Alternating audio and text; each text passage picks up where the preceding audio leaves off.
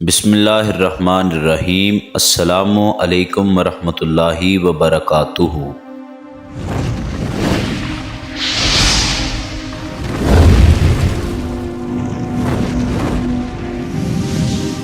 پیارے دوستو، حاتم طائی کی طلسماتی اور مفوق الفطری داستان عرب و عجم میں اسلام کی آمد سے پہلے سے مشہور تھی۔ حاتم کوئی افسانوی کہانی کا کردار نہیں بلکہ ایک حقیقی شخصیت ہے جو کہ 6 صدی عیسوی میں یمن کے قبیلے طے کا بادشاہ تھا۔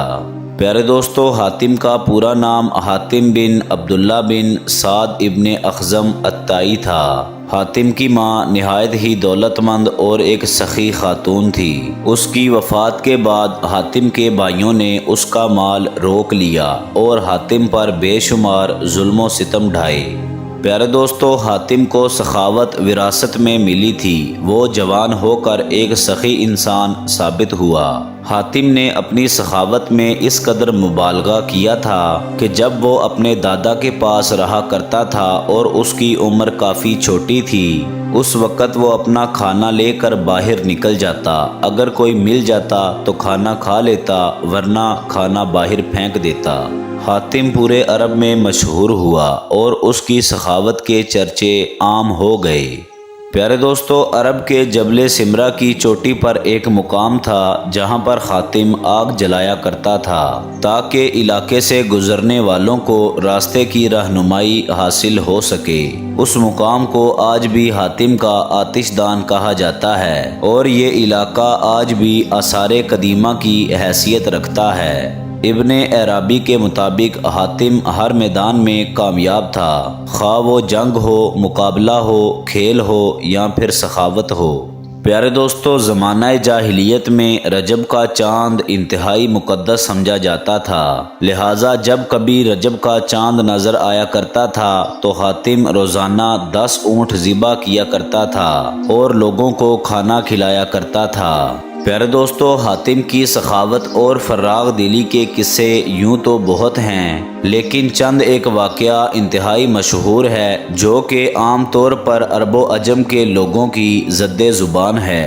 مشہور ہے کہ روم کے بادشاہ قیصر کے دربار میں ایک دن حاتم کی سخاوت کا تذکرہ ہوا۔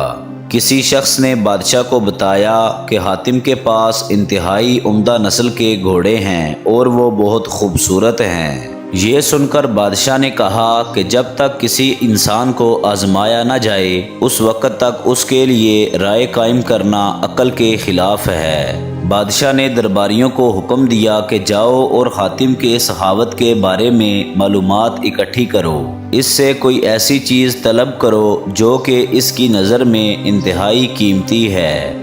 پیارے دوستو، ایک درباری نے بادشاہ سے کہا کہ حاتم کے لیے سب سے زیادہ عزیز اور قیمتی اس کا تیز رفتار گھوڑا ہے، لہٰذا بادشاہ نے یہ حکم دیا کہ حاتم سے اس کا گھوڑا مانگو اور میرے پاس لے کر آؤ۔ لہٰذا وزیر منزلیں طے کرتے ہوئے رات کے وقت حاتم طائی کے گھر پہنچے۔ جب وہ وہاں پہنچے تو موسلا دھار بارش ہو رہی تھی، لہٰذا وہ حاتم کے ہاں مہمان ٹھہرے۔ ایسے خراب موسم میں گھر سے باہر نکلنا انتہائی مشکل تھا، لہٰذا حاتم نے مہمانوں کے کھانے کا انتظام کرنے کے لیے اپنا گھوڑا ذبح کر ڈالا اور دسترخوان پر لذیذ اور بنا ہوا گوشت پیش کیا۔ پیارے دوستو، صبح کے وقت جب بارش تھم گئی تو ان وزراء نے حاتم طائی سے کہا کہ ہمارے بادشاہ کے سامنے آپ کے گھوڑے کی بہت ہی تعریف کی گئی ہے اور بادشاہ چاہتا ہے کہ آپ اپنا گھوڑا بادشاہ کی خدمت میں بطور نذرانہ پیش کر دیں۔ پیارے دوستو، وزراء کی بات سن کر حاتم انتہائی افسوس کے ساتھ کہنے لگا کہ وہ گھوڑا میں نے آپ لوگوں کو رات میں کھانے میں کھلا دیا۔ وزیر نے کہا کہ ہمارے بادشاہ نے آپ کے گھوڑے کی بہت زیادہ تعریف سنی تھی اور اگر یہ بات اب بادشاہ سنے گا تو وہ آپ کی سخاوت کا قائل ہو جائے گا۔ سن 578 عیسوی میں حاتم طائی کی وفات ہوئی اور اس کی وفات کے بعد اس کا بیٹا عدی بن حاتم قبیلہ طے کا سردار بنا۔ وہ 9 ہجری میں مسلمان ہو گئے اور ان کا اسلام لانے کا واقعہ انتہائی مشہور ہے۔ وہ اپنی قوم کے سردار تھے۔ قوم پیداوار اور مال و غنیمت کا چوتھا حصہ ان کی خدمت میں پیش کیا کرتی تھی۔ انہیں مسلمانوں سے شدید نفرت تھی۔ وہ خود ایک عیسائی تھے اور اسلام کو عیسائیت کا دشمن سمجھتے تھے، اور سردار ہونے کی وجہ سے حضور صلی اللہ علیہ وسلم کا اقتدار ان کی آنکھوں میں کھٹکتا تھا۔ پیارے دوستو، ان کی سازش سے یمن کے قبیلے طے نے بغاوت کی۔ حضرت علی رضی اللہ تعالی عنہ ان دنوں یمن کے گورنر تھے۔ انہوں نے بغاوت کو ختم کیا اور بغاوت کے لیڈروں کو گرفتار کر کے مدینہ بھیج دیا۔ ان میں عدی کی بہن صفانہ تھی، یعنی صفانہ بنت حاتم۔ وہ بھی نبی صلی اللہ علیہ وسلم کے سامنے پیش کی گئیں۔ انہوں نے حضور سے عرض کیا کہ میں سخی حاتم تائی کی بیٹی ہوں۔ میرا باپ بھوکھوں کا پیٹ بڑا کرتا تھا اور غریبوں پر رحم کیا کرتا تھا۔ پیارے دوستو، اس پر نبی صلی اللہ علیہ وسلم نے فرمایا کہ تمہارے باپ میں مسلمانوں سی ہی خوبیاں تھیں۔ اگر تمہارا باپ مسلمان ہوتا تو یقیناً ہم اس پر بھی رحم کا معاملہ فرماتے۔ پیارے دوستو، پھر نبی صلی اللہ علیہ وسلم نے حکم دیا کہ اس لڑکی کو آزاد کر دو، کیونکہ اس کا باپ اعلیٰ اخلاق کا مالک تھا، اور اللہ تبارک و تعالی اعلیٰ اخلاق کو پسند فرماتا ہے۔